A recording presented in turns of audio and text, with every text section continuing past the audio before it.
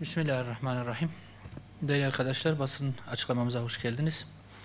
İç ve dış gelişmelere dair bazı değerlendirmelerde bulunacağız. İlginiz için teşekkür ediyorum. İlk konu olarak CHP'nin geldiği noktadan başlamak istiyorum. Siyasi geçmişi hile, entrika ve şaibelerle dolu olan CHP'nin adı bir kez daha yolsuzluk ve usulsüzlüklerle anıldı. Gündemde bu boyutla yer almaya başladı son dönemlerde. CHP'li İstanbul Büyükşehir Belediye Başkanı Ekrem İmamoğlu'nun sahte diploma skandalı sonrası yolsuzluktan tutuklanması kamuoyunda geniş yankı uyandırsa da CHP yöneticileri süreç ile ilgili kamuoyuna tatmin edici açıklamalarda bulunmak yerine tabanlarını konsolide etmeye yönelik açıklamalarda bulunmakla yetiniyorlar. Bunun için çabalıyorlar. İmamoğlu ile ilgili yolsuzluk soruşturmasında neredeyse her gün yeni bir iddia ortaya atılmaktadır ve bunlar birbiri ardından gelmeye devam ediyor halen. İmamoğlu'nun Beşiktaş'ta defalarca gittiği bir otelde, bu iddialardan bir tanesi son güncel olanını ifade etmek için söylüyorum. Beşiktaş'ta defalarca gittiği bir otelde korumaların görüntü alınmasını engellemek için otelin kameralarını bantlaması ve içinde sinyal kesici cihazların olduğu iddia edilen valizlerin görüntüleri kamuoyunda tartışılırken CHP yönetimi ikna edici bir açıklama henüz yapmış değil. Medya ve kamuoyu da bu noktada halen CHP'den bir tatmin edici açıklama beklemektedir.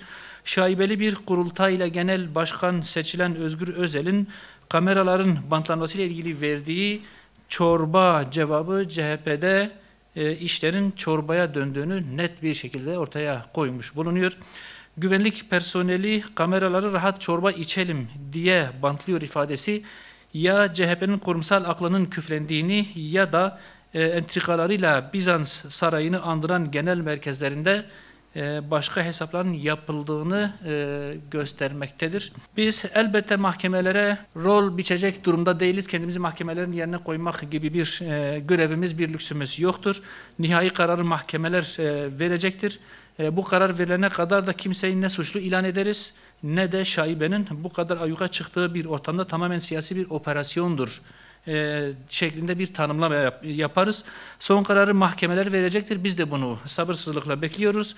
Ne var ki Özgür Özel ve CHP'li yöneticilerin yolsuzluk iddialarına verdiği cevaplar iddiaları çürüteceğine, söz konusu iddiaları daha da güçlendirmektedir maalesef. Bu ister istemez kamuoyunda da bir kanaatin hasıl olmasına neden oluyor.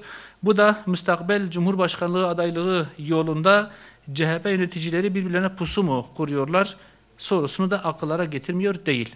Değerli arkadaşlar, ikinci bir konu olarak Diyanet İşleri Başkanlığı'nın aldığı yeni personele yönelik uyguladığı akademi eğitimi uygulamasına dönük olacaktır. Diyanet İşleri Başkanlığı bünyesinde kurulan ve din görevlilerinin mesleki donanımlarını artırmayı hedefleyen Diyanet Akademisi, toplumun manevi ihtiyaçlarını karşılamada önemli bir rol üstlenmektedir. Malum bu anlamda akademinin amacına uygun bir şekilde hizmet etmesi durumunda çok fazla istifade edileceğini biz de biliyoruz. Ancak bu kurumda eğitim gören aday din görevlileri ciddi bir mağduriyet yaşıyorlar. Maddi açıdan ciddi bir sıkıntı içerisindedirler. Yaklaşık 9 ay süren eğitim boyunca adaylara ayda yalnızca 6.000 Türk lirası civarında bir ödeme yapılmakta. Bu miktar özellikle evli ve aile geçindiren adaylar için temel ihtiyaçları karşılamada yetersiz kalmaktadır.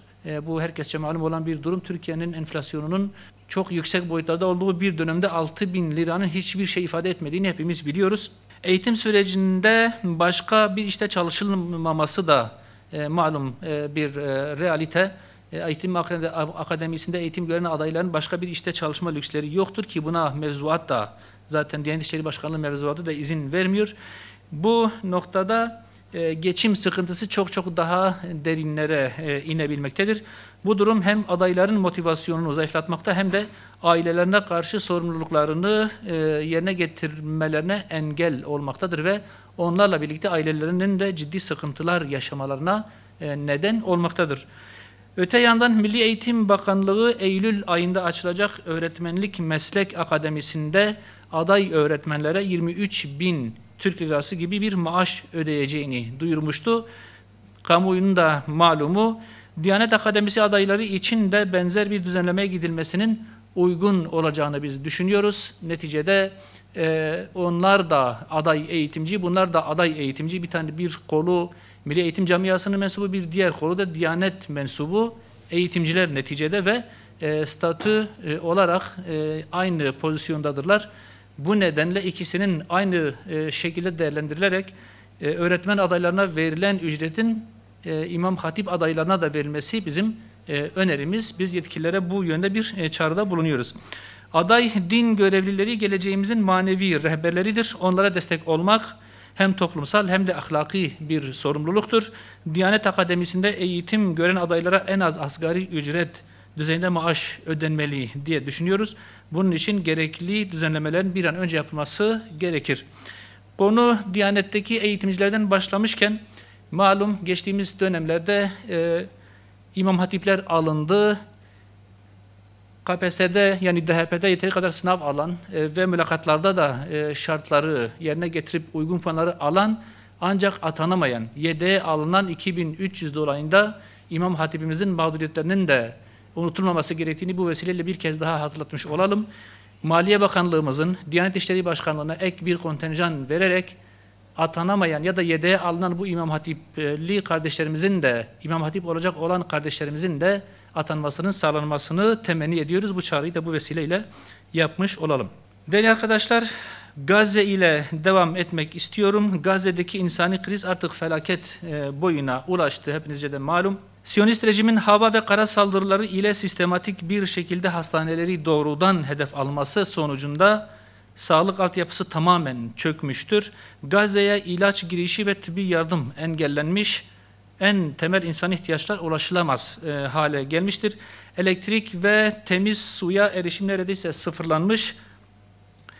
Halk ölümcül bir kuşatma altına alınmıştır. Siyonistlerin genişlettiği kara saldırıları Gazze'yi yaşanmaz bir harabeye çevirmiştir. Bu hepimize de malum. Bu aynı zamanda soykırımdır. İnsanların oradan kaçmasının altyapısını oluşturmaktır. Ya buradan kaçarsanız ya da hepinizi öldüreceğiz anlamına gelen bir uygulamadır. Ve etnik temizliktir. Bunun İsrail'in gerçek niyeti olduğu herkese de malum. Bunun bu saatten sonra kamuoyundan gizlenmesi ya da dünyadan gizlenmesi gibi bir durum da söz konusu değildir. Bu saldırganlık sadece karada değil, denizde de sürmektedir. Gazze'ye insani yardım ulaştırmak için sefere çıkan özgürlük filosu malum bu koalisyona ait vicdan gemisi Malta açıklarında geçtiğimiz hafta Siyonist rejim tarafından hedef alındı. Can kaybı yok hamdolsun ama ciddi bir maddi hasar söz konusu oldu ve gemi geri dönmek durumunda kaldı. Mavi Marmara katliamına karşılık veremeyen uluslararası hukuk bugün aynı haydutluğun yeniden sahnelenmesine bir nevi zemin hazırlamış durumdadır. Ateşkes anlaşmalarını tanımayan, diplomatik yolları yok eden, uluslararası hukuku hiçe sayan bu rejimin yalnızca güçten anladığı açıktır. Bu zulme sessiz kalan ve ülkelerinde Siyonist karşıtı hareketleri bastıran bölgesel işbirlikçiler de bu suçların azmettiricileri ve ortaklarıdırlar. Sessizlik de açık bir suç ortaklığıdır. Halklar yöneticileri üzerinde baskıyı artırmalı, Gazze ablukasını kırmak için hem karadan hem denizden fiili girişimlerde bulunulmalıdır. Filistin direnişi açıkça desteklenmeli. İslam İşbirliği Teşkilatı Gazze halkını korumak amacıyla ortak bir askeri güç oluşturmalıdır. Bu olacak mı olmayacak mı? Elbette ki bunu zaman gösterecek ama buna şiddetle ihtiyaç var ve bundan başka çıkar yol da yoktur maalesef. Bu yalnızca Filistin'in değil, insanlığın onur mücadelesidir. Böyle bakmamız gerekiyor. Değerli arkadaşlar, bir diğer husus, gündemi ciddi anlamda meşgul eden ve şu anda dünyanın gündeminde yer alan yeni savaş tehlikesi Hindistan-Pakistan gerilimidir. Hindistan-Pakistan gerilimi yeniden tırmanırken Hindistan'ın Keşmir'deki bu bir saldırıyı hiçbir somut delil olmamasına rağmen Pakistan'a yüklemesi yalnızca siyasi bir provokasyon değil, aynı zamanda içeride yürüttüğü baskıcı politikaları meşrulaştırma hamlesidir. Bu şekilde görülmesi lazım ve biz bu şekilde okuyoruz. Bu saldırı Hindistan'ın egemenliği altındaki bölgelerdeki Müslümanlara yönelik sistematik baskı ve zulmü artırmak için bir fırsat olarak değerlendirilmiştir. Son dönemde Hindu milliyetçi grupların Müslümanlara yönelik şiddeti ciddi biçimde artmış. Bu saldırılar büyük ölçüde cezasız bırakılmıştır. Değerli arkadaşlar, camiler kapatılmakta, Müslümanların mülklerine el konulmakta, sistematik ayrımcılık ve sürekli saldırılarla baskılar artırılmaktadır. Bu durum Hindistan'ın Müslüman nüfusu sindirme politikasının devlet eliyle sürdürüldüğünü açık bir şekilde ortaya koymaktadır. Ancak bu olay bir kez daha göstermiştir ki değerli arkadaşlar, dünya genelinde zulme uğrayan Müslümanların haklarını koruyacak etkin ve organize bir İslami birlikten maalesef yoksunuz. Bu yoksunluk beraberinde diğer bütün şu anda izlemekle yetindiğimiz olayların gelişmesine, meydana gelmesine de sebep olmaktadır. Gazze'de yaşanan da, Hindistan'da yaşanan da aynı durumdur. Müslümanların caydırıcı bir gücü, bir birlikteliği olsaydı bunların hiçbirisi yaşanmaz, bunların önüne geçilirdi. Ancak bu olay bir kez daha göstermiştir ki ümmetin şiddetle böyle bir yapılanmaya ihtiyacı var.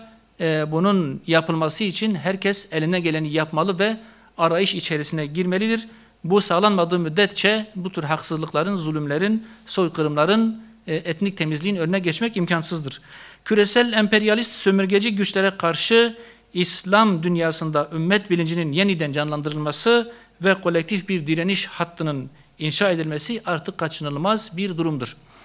Değerli arkadaşlar, bu genel iç ve dış gündeme dair konularla birlikte bir yerel soruna da değinmek istiyorum. Geçen hafta hatırlanacağı üzere GAP kapsamında yapılacak olan Cizre Barajı'na temas etmiştik. Bunun bir an önce başlatılması ve kuraklıkla boğuşan o geniş vadilerdeki, o geniş ovadaki arazilerin suya kavuşturulması ihtiyacına değinmiştik. Bu hafta aldığımız bir bilgi, meydana gelen bir gelişme bizi derinden üzmüştür. Cizre Barajı'nın HES ve sulama barajı olduğunu ifade etmiştik daha önce. GAP projesi kapsamında zaten düşünülen ve programa alınan şekil buydu. Ancak son aldığımız bilgiye göre sulama projeden çıkarılmış, sadece HES olarak bırakılmış. Yani sadece elektrik üretilecek, ancak o geniş verimli araziler sudan yoksun bırakılacak. Bu o bölgeye yapılacak çok ciddi bir haksızlıktır. O insanlarımıza bunun yapılmaması lazım. Sayın Cumhurbaşkanı'na, Sayın Tarım Bakanı'na bu noktada bir kez daha çağrıda bulunuyoruz. Bizim bölge insanımıza bu yapılmamalıdır. O verimli araziler sudan mahrum bırakılmamalıdır. Ve orada yaşayan çiftçiler ağır maliyetlerle yüklü, çok büyük enflasyon rakamları altında ezilerek çiftçiliği, tarımı bırakmalarına sebep olunmamalıdır. Bu uygulama, daha doğrusu alınan bu karar bir kez daha gözden geçirilmeli ve sadece HES olarak düşünülen barajın ya da revize edilen projenin eski haline döndürülerek hem HES hem de sulama barajına döndürülmesi lazım. Bu oradaki toplumun beklentisi. Bir haftadır oradaki üreticiler, çiftçiler, sanayi odaları, ticaret odaları her gün bu yönde baskı yaparak, taleplerini ileterek bu projenin bir kez daha eski haline döndürülmesini talep ediyorlar. Biz de bu taleplerini bu kürsüden ifade etmiş olalım. O bölge, o verimli araziler sudan mahrum bırakılmasın diyoruz. Teşekkür ediyorum.